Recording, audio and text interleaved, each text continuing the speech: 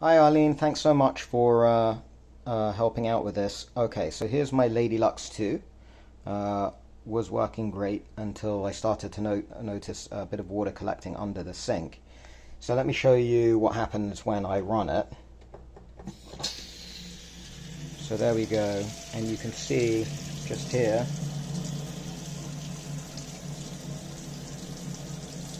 the leak coming there. It's not coming from the hose. Let's see if I can get a better angle.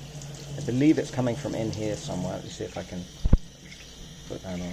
Okay, see if that helps. So, there we go.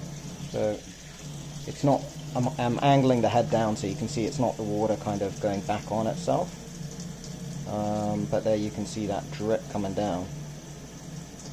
And it's not coming from doesn't seem to be coming from back connection of the hose. It seems to be coming from some kind of split or cut or damage, I don't know, to the actual head itself.